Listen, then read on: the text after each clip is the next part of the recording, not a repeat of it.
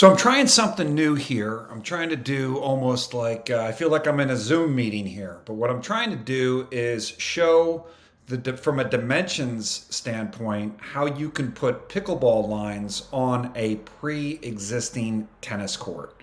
So here we go. Here we go now. Here we go now. A tennis court is 60 feet wide. I'm talking about the overall, the entire slab. I'm not talking about the actual lines right here. I'm talking about the slab, the fence is 60 by 120.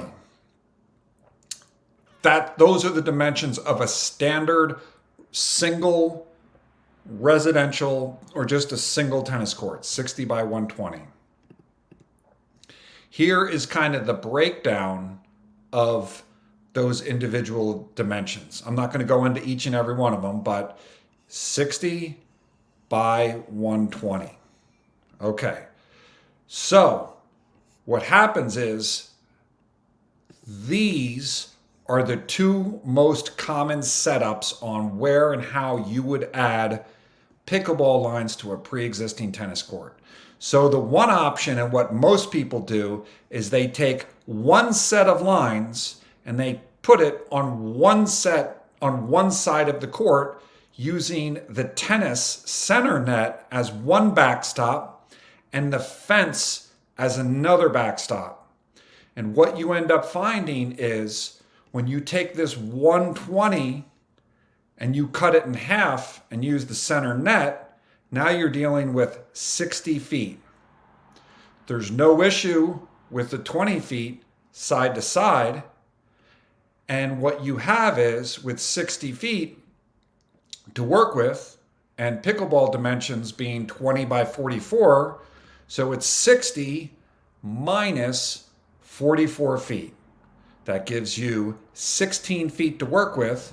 So you have 8 feet between this baseline and the center net and 8 feet from this pickleball baseline to the fence. Okay, and you use the tennis center net as a backstop and you have a portable net that's centered up right here. So that's what most people do. There are some people that don't want to deal with a portable net and they want to just use the pre-existing tennis net. The issue with that is a tennis net is 36 inches tall, a pickleball net is 34 inches tall, regulation. A lot of people don't care, but if you're a stickler for it, your tennis posts will require an adjustable collar so you can slide the posts up and down. And you have to be somewhat handy, like you have to have Allen keys, you have to know how to tighten it, loosen it, and all of that stuff. It's not rocket science, but it's not easy either. And the other issue, and what I like to tell people on this one is, here you only have 8 feet to go from the baseline to the net, 8 feet baseline to the net. Here you have all this space. So if the ball gets by, you're standing at the kitchen, the ball gets by you, you have to go all the way back here. So all of this distance that you're walking back to get this ball, that leaves the people that you're playing against all of that time to look at your butt when you're walking back to the fence. So this entire walk, people are looking at your butt. Is that what you want? You want people looking at your butt from the kitchen all the way to the fence? Or would you rather stick it to like 8 feet? That's what I'm saying. So let's go to this way. Now we're moving back to serious conversation here. You can technically get 4 pickleball courts on one tennis court. You're looking at the dimensions right now. However, what people are finding out, and what they found out in clubs and towns and places where they put 4 pickleball courts on one tennis court, what they found out was, because they wanted to maximize the number of courts and all of that stuff. But what they found out is pickleball is very communal, so you're having a lot of doubles. So if you have 2 people here, 2 players here, 2 players here, 2 players, That's a lot of moving parts, and people were running into each other. And pickleball is a very side-to-side sport, so it's too crowded. And what people have found is that it's just better to have one court on one court, one for one, but on either side of the net. So that's kind of the best layout for pickleball courts on putting pickleball lines on pre-existing tennis courts.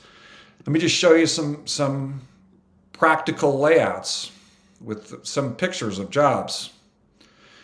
Here's one I did recently, and what you're going to see is I did not wash the court. You're not supposed to pressure wash a tennis court, but anyway.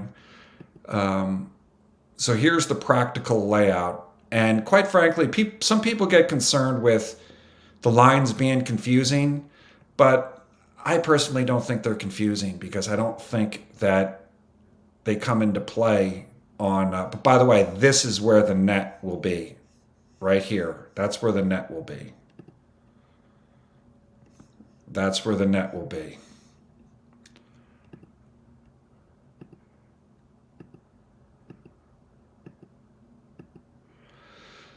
Can't remember what color that was. I think it was gray. There's blue on green, yellow again, blue on green,